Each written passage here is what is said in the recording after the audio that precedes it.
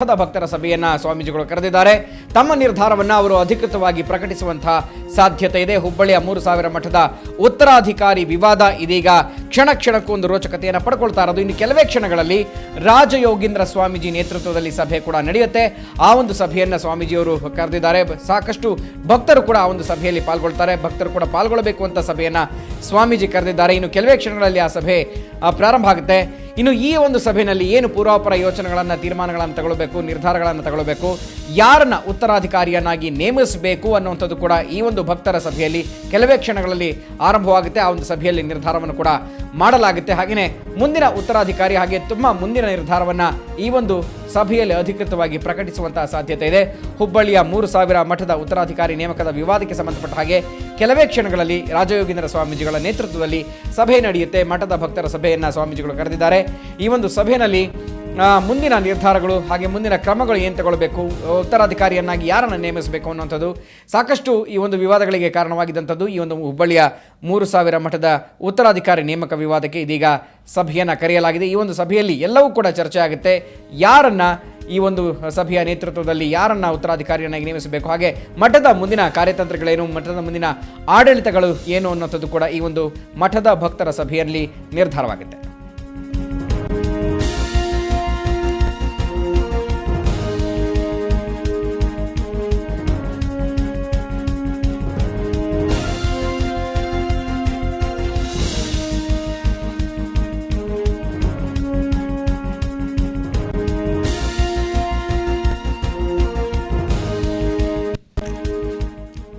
AC ಬಗ್ಗೆ ಮಾಹಿತಿ ಪಡೆಯೋಣ ನಮ್ಮ ಪ್ರತಿನಿಧಿ ಗುರುರಾಜ್ ಹೋಗಾರಿಂದ. ಗುರುರಾಜ್, ಇದೀಗಷ್ಟೇ ಬಂದಂತಹ ಸುದ್ದಿಯ ಪ್ರಕಾರ ಇನ್ನು ಕೆಲವೇ ಕ್ಷಣಗಳಲ್ಲಿ ಮಠದ ಭಕ್ತರ ಸಭೆಯನ್ನು ಸ್ವಾಮೀಜಿ ಕರೆದಿದ್ದಾರೆ.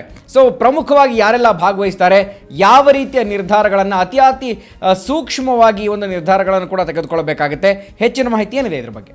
ಗುರುಪ್ರಸಾದ್, ಏನಂತ ಹೇಳಿದ್ರೆ ಶ್ರೀಗಳ ಇತ್ತೀಚೆಗೆ ನಡೆದಂತ ಉನ್ನತ ಮಟ್ಟದ ಸಮಿತಿ ಸಭೆಯಲ್ಲಿ ತಮ್ಮ ಪೀಠ ತ್ಯಾಗದ ನಿರ್ಧಾರವನ್ನ ಹೊರಹಾಕಿದ್ರು. ಈಗ ಆ ವಿಚಾರ ಸಾಕಷ್ಟು ಅಂದ್ರೆ ಮಠದ ಆವರಣದಲ್ಲಿ ಭುಗಿಲೇಳುವಂತ ಮಾಡಿದೆ. ಸಾಕಷ್ಟು ಚರ್ಚೆಗೆ ಕೂಡ ಗ್ರಾಸವಾಗಿದೆ. ಆ ಪೀಠ ತ್ಯಾಗದ ಜೊತೆಗೆ ಶ್ರೀಗಳು ಒಂದು ಅಂಶವನ್ನ ಮುಂದಿಟ್ಟಿದ್ರು.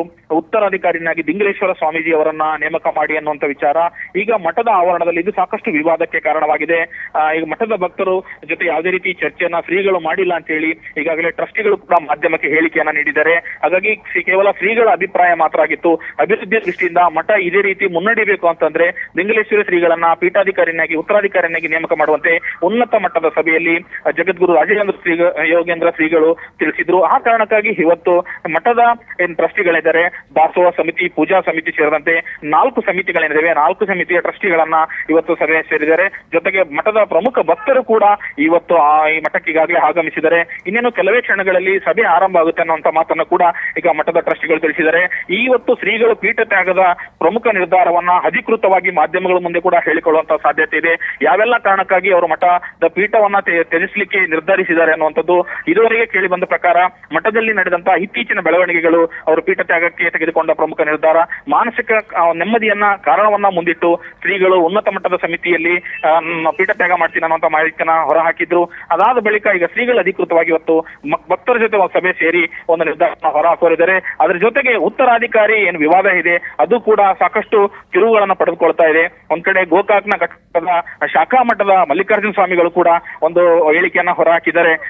ನನ್ನನ್ನೇ ಉತ್ತರಾಧಿಕಾರಿನಾಗಿ ಮಾಡಬೇಕು, ಈ ಬಗ್ಗೆ 1998ರಲ್ಲಿ ವಿಲ್ ಬರೆದಿದ್ದಾರೆ ಅನ್ನುವಂತ ಮಾತನ್ನೇ ಹೇಳಿದ್ದಾರೆ. ಆ ಬಗ್ಗೆ ಕೂಡ ಒಂದು ಸ್ಪಷ್ಟನೆ ನೀಡುವಂತಹ ಸಾಧ್ಯತೆ ಇದೆ. ಗುರುಪ್ರಸಾದ್, ಓಕೆ ಗುರುರಾಜ್, ಇದೀಗ 3000 ಮಠದ ಶಾಖಾ ಮಠಗಳೇನಿದೆ ಅದರ ಸ್ವಾಮೀಜಿಗಳು ಕೂಡ ಒಂದು ಹೇಳಿಕೆಗಳನ್ನ ಕೊಟ್ಟಿದ್ದಾರೆ. ಹಾಗಾದ್ರೆ ಈ ಒಂದು ಮಠದ ಭಕ್ತರ ಈ ಸಭೆ ಕರೆದಿದ್ದಾರೆ, ಅದರಲ್ಲಿ ಇವೆಲ್ಲ ಚರ್ಚೆಗೆ ಬರುತ್ತಾ, ಏನು ನಿರ್ಧಾರವನ್ನ ತಗೊಂಡ್ರೆ ಸೂಕ್ತ ಅಂತ ಅನ್ಸುತ್ತೆ? ಖಂಡಿತವಾಗಿ ಗುರುಪ್ರಸಾದ್, ಈಗೇನೋ ಮಠದಲ್ಲಿ ಎದ್ದಿರುವಂತಹ ಉತ್ತರಾಧಿಕಾರಿ ನೇಮಕ ವಿವಾದದ ಪ್ರಮುಖ ವಿಚಾರ ಕೂಡ ಚರ್ಚೆಗೆ ಬರುವಂತ ಸಾಧ್ಯತೆ ಇದೆ.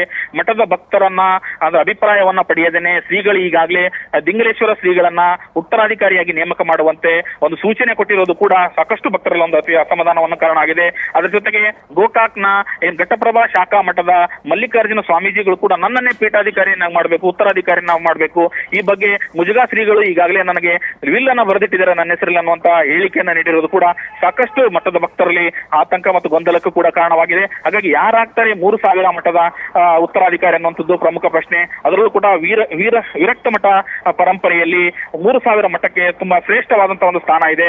ಹಾಗಾಗಿ ಸಾಕಷ್ಟು ಸಂಖ್ಯೆಯಲ್ಲಿ ಅಸಂಖ್ಯಾತ ಭಕ್ತರು ಕೂಡ ಈಗ ಮಠದತ್ತ ಧಾವಿಸಿ ಬರ್ತಾ ಇದ್ದಾರೆ. ಗುರುಪ್ರಸಾದ್. ಓಕೆ ಗುರುರಾಜ್, ಈ ಒಂದು ಪ್ರಕ್ರಿಯೆ ಶುರುವಾಯಿತು. ಈ ರೀತಿ ಮಠದಲ್ಲಿ ಸ್ವಾಮೀಜಿಗಳು ವಿರೋಧ ಕೂಡ ವ್ಯಕ್ತಪಡಿಸ್ತಾ ಇದ್ದಾರೆ, ಪರ ವಿರೋಧಗಳಾಗ್ತಾ ಇದೆ. ಭಕ್ತರು ಏನ್ ಹೇಳ್ತಾರೆ ಅಲ್ಲಿ? ಗುರುಪ್ರಸಾದ್, ಭಕ್ತರು ಇದುವರೆಗೂ ಕೂಡ ಶ್ರೀಗಳು ಮುಂದುವರಿಲಿ ಅನ್ನುವಂತ ಮಾತನ್ನ ಹೇಳಿದ್ರು. ಈ ಶ್ರೀಗಳು ಬಂದ ನಂತರ ಮಠದ ಸಾಕಷ್ಟು ಅಭಿವೃದ್ಧಿ ಕಾಣ್ತಾ ಇದೆ. ಆಸ್ತಿ ಪಾಸ್ತಿಗಳನ್ನ ಸಂರಕ್ಷಿಸುವಂತ ಕೆಲಸವನ್ನ ಶ್ರೀಗಳು ಮಾಡಿದ್ದಾರೆ ಅನ್ನುವಂಥದ್ದು. ಉನ್ನತಾಧಿಕಾರಿ ಸಮಿತಿಯಲ್ಲಿರುವಂತಹ ಕಾರ್ಯದರ್ಶಿ ಮೋಹನ್ ಲಿಂಬಿಕಾಯಿ ಆಗಿರ್ಬೋದು, ಬಸವರಾಜ್ ಹೊರಟ್ಟಿ ಆಗಿರ್ಬೋದು, ಎಲ್ಲರೂ ಕೂಡ ಅದೇ ರೀತಿ ಅಭಿಪ್ರಾಯವನ್ನ ವ್ಯಕ್ತಪಡಿಸ್ತಾರೆ. ಶ್ರೀಗಳಿಗೆ ಆಸ್ತಿ ಮಠವನ್ನ ಸಾಕಷ್ಟು ಉನ್ನತ ರೀತಿಯಲ್ಲಿ ಕೊಂಡೊಯ್ದಿದ್ದಾರೆ, ಮಠವನ್ನ ಒಂದು ಉನ್ನತ ಮಟ್ಟಕ್ಕೆ ಏರಿಸಿದ್ದಾರೆ. ಹಾಗಾಗಿ ಅವರನ್ನೇ ಮುಂದುವರಿಸಬೇಕು ಅನ್ನುವಂತ ಅಭಿಪ್ರಾಯವನ್ನ ಕೂಡ ಉನ್ನತ ಮಟ್ಟದ ಸಮಿತಿಯಲ್ಲಿ ಅವರು ಶ್ರೀಗಳನ್ನ ಮನವೊಲಿಸುವಂತ ಒಂದು ಪ್ರಯತ್ನ ಮಾಡಿದ್ರು. ಆದ್ರೆ ಶ್ರೀಗಳು ನನಗೆ ಮಾನಸಿಕ ನೆಮ್ಮದಿ ಇಲ್ಲ, ಹಾಗಾಗಿ ಈ ಸ್ಥಾನದಲ್ಲಿ ನನಗೆ ಕೂಡ್ಲಿಕ್ಕೆ ಆಗೋದಿಲ್ಲ ಅನ್ನುವಂತ ಒಂದು ವಿಚಾರವನ್ನ ಮುಂದಿಟ್ಟು ಅವ್ರ ಪೀಠ ತ್ಯಾಗಕ್ಕೆ ಮುಂದಾಗಿರೋದ್ರಿಂದ ಹಾಗಾಗಿ ಭಕ್ತರಲ್ಲೂ ಕೂಡ ಇನ್ನು ಯಾವ ರೀತಿ ನಿರ್ಧಾರ ತೆಗೆದುಕೊಳ್ಬೇಕು ಅನ್ನೋಂಥದ್ದು ಚರ್ಚೆ ಬಂದಿಲ್ಲ. ಸಾಕಷ್ಟು ಚರ್ಚೆಗಳ ಬಳಿಕ ಯಾರನ್ನ ಉತ್ತರಾಧಿಕಾರಿನಾಗಿ ಮಾಡಬೇಕು, ಸಾಕಷ್ಟು ಬೃಹತ್ ಮಠ, ದೊಡ್ಡ ಮಠ ಇದೆ, ಇದನ್ನ ಮುಂದಿನ ಪೀಳಿಗೆಗೆ ಇದೇ ರೀತಿ ಭಕ್ತರಿಗೆ ಕೂಡ ಕಾಯ್ದುಕೊಂಡು ಹೋಗ್ಲಿಕ್ಕೆ ಏನೆಲ್ಲ ಕ್ರಮಗಳನ್ನು ಕೈಗೊಳ್ಳಬೇಕು, ಅದು ಉನ್ನತ ಮಟ್ಟದ ಸಮಿತಿ ಜೊತೆಗೆ ಭಕ್ತರ ಅಭಿಪ್ರಾಯವನ್ನು ಕೂಡ ಸಂಗ್ರಹಿಸುವಂತ ಕೆಲಸವನ್ನ ಈಗ ಮಾಡಬೇಕಾಗಿದೆ. ಗುರುಪ್ರಸಾದ್. ಗುರುರಾಜ್, ಇನ್ನು ಈಗ ಮಲ್ಲಿಕಾರ್ಜುನ ಸ್ವಾಮಿಗಳನ್ನೇ ಅಲ್ಲಿಗೆ ಪೀಠಾಧ್ಯಕ್ಷರನ್ನಾಗಿ ಮಾಡಿ ಅಂತ ಹೇಳ್ತಾ ಇದ್ದಾರೆ, ಉತ್ತರಾಧಿಕಾರಿಗಳನ್ನಾಗಿ ಮಾಡಿ ಅಂತ ಒಂದು ಬಣ ಹೇಳ್ತಾ ಇದ್ದಾರೆ. ಈಗ ದಿಂಗಳೇಶ್ವರ ಸ್ವಾಮೀಜಿಗಳ ಬಗ್ಗೆ ಒಲವನ್ನ ಈ ಹಿರಿಯ ಸ್ವಾಮೀಜಿಗಳು ತೋರಿದ್ದಾರೆ. ಸೊ ಏನು ಡಿಫ್ರೆನ್ಸ್ ಇದೆ? ಯಾರನ್ನ ನೇಮಕ ಮಾಡಬೇಕು ಅಂತ ಅವ್ರ ಮನಸ್ಸಲ್ಲಿದೆ ಅಂತ? ಗುರುಪ್ರಸಾದ್, ಈಗಿರುವಂತಹ ರಾಜಯೋಗೇಂದ್ರ ಶ್ರೀಗಳು ದಿಂಗಳೇಶ್ವರ ಸ್ವಾಮೀಜಿಗಳ ಹೆಸರನ್ನ ಹೊರಹಾಕಿದ್ದಾರೆ. ಆದ್ರೆ ಇಲ್ಲಿ ಪ್ರಮುಖವಾಗಿ ಕೇಳಿ ಬರುತ್ತಿರುವಂತ ಹೆಸರು ಜಗದೀಶ್ ಶೆಟ್ಟರ್ ಅವರು, ಸಮಿತಿಯ ಉನ್ನತ ಮಟ್ಟದ ಸದಸ್ಯರಲ್ಲಿ ಪ್ರಮುಖರಾಗಿದ್ದಾರೆ. ಅವರು ದಿಂಗಳೇಶ್ವರ ಸ್ವಾಮೀಜಿಯನ್ನ ಪೀಠಾರೋಹಣ ಮಾಡಬೇಕು ಅನ್ನೋಂತ ಉತ್ಸುಕತೆಯನ್ನ ತೋರ್ತಾ ಇದ್ದಾರೆ ಅನ್ನೋ ಅಂಶ ಮಠದ ಅಂಗಳದಲ್ಲಿ ಕೇಳಿ ಬರ್ತಾ ಇದೆ. ಆದ್ರೆ ಮಠದ ಕೆಲ ಸದಸ್ಯರು ಇದಕ್ಕೆ ವಿರೋಧ ವ್ಯಕ್ತಪಡಿಸ್ತಾ ಇದ್ದಾರೆ ಅನ್ನುವಂತ ಮಾತು ಕೂಡ ಇದೆ. ಹಾಗಾಗಿ ಈಗ ಯಾರನ್ನ ಆ ಮಠದ ಉತ್ತರಾಧಿಕಾರಿನಾಗಿ ಮಾಡಬೇಕು ಮತ್ತು ಯಾವ ಕಾರಣಕ್ಕಾಗಿ ಇವರನ್ನೇ ದಿಂಗಳೇಶ್ವರ ಶ್ರೀಗಳನ್ನೇ ನೇಮಿಸಬೇಕು ಅನ್ನೋಂತ ವಿಚಾರ ಇನ್ನು ಭಕ್ತರ ಮಧ್ಯೆ ಚರ್ಚೆ ಆಗಿಲ್ಲ. ಹಾಗಾಗಿ ಸಾಕಷ್ಟು ವಿವಾದಗಳಿಗೂ ಕಾರಣವಾಗ್ತಾ ಇದೆ. ಈ ವಿವಾದಗಳ ಮಧ್ಯೆ ಈಗ ಮಲ್ಲಿಕಾರ್ಜುನ ಶ್ರೀಗಳು ಕೂಡ ನನ್ನ ಹೆಸರಿಗೆ ವಿಲ್ ಬರೆದಿದ್ದಾರೆ, ನಾನೇ ಈ ಮಠದ ಉತ್ತರಾಧಿಕಾರಿ ಆಗ್ಬೇಕು, ಇಲ್ಲದೆ ಇದ್ರೆ ರಾಜಯೋಗೇಂದ್ರ ಶ್ರೀಗಳೇ ಮುಂದುವರಿಲಿ ಅನ್ನುವಂತ ಹೇಳಿಕೆಯನ್ನು ನೀಡಿದ್ದಾರೆ. ಇದು ಕೂಡ ಸಾಕಷ್ಟು ವಿವಾದಕ್ಕೆ ಕಾರಣವಾಗಿದೆ. ಅಲ್ಲಿ ಕೂಡ ಭಕ್ತರು ಸಾಕಷ್ಟು ಪ್ರತಿಭಟನೆಗಳು ಕೂಡ ನಡೆಸ್ತಾ ಇದ್ದಾರೆ. ಹಾಗಾಗಿ ಎಲ್ಲಾ ಮಠದ ಭಕ್ತರು ಮತ್ತು ಸಮಿತಿ ಸದಸ್ಯರು ಮತ್ತು ಶ್ರೀಗಳ ಮಧ್ಯೆ ಕೂತು ಒಮ್ಮತದ ನಿರ್ಧಾರ ಮೂಡುವವರೆಗೂ ಇಲ್ಲಿ ಯಾರು ಆಗ್ತಾರೆ ಉತ್ತರಾಧಿಕಾರಿ ಅನ್ನುವಂಥದ್ದು ಸ್ಪಷ್ಟವಾಗಿ ಹೇಳಲಿಕ್ಕೆ ಆಗೋದಿಲ್ಲ. ಆದ್ರೆ ಮಠದ ಶ್ರೀಗಳೇನಿದ್ದಾರೆ ರಾಜಯೋಗೇಂದ್ರ ಶ್ರೀಗಳು ಈಗಾಗಲೇ ತಮ್ಮ ನಿರ್ಧಾರವನ್ನ ಅಚಲ ಅನ್ನುವಂತ ಮಾತನ್ನ ಹೇಳಿದ್ದಾರೆ. ನಾನು ಮಠದ ಪೀಠಾಧಿಪತಿಯಾಗಿ ಏನಿದೆ ಅದನ್ನ ತ್ಯಾಗ ಮಾಡ್ತೀನಿ ಅನ್ನುವಂತ ಮಾತನ್ನ ಹೇಳಿದ್ದಾರೆ. ಈಗ 2 ವರ್ಷಗಳಿಂದ ಶ್ರೀಗಳು ಪೀಠ ತ್ಯಾಗ ಮಾಡ್ತಾರೆ ಅನ್ನೋಂತ ಏನು ವದಂತಿ ಹಬ್ಬಿತ್ತು, ಅದು ನಿಜವಾಗಿದೆ. Guruprasad. Okay, thank you Gururaj ತಮ್ಮೆಲ್ಲ ಮಾಹಿತಿಗೆ.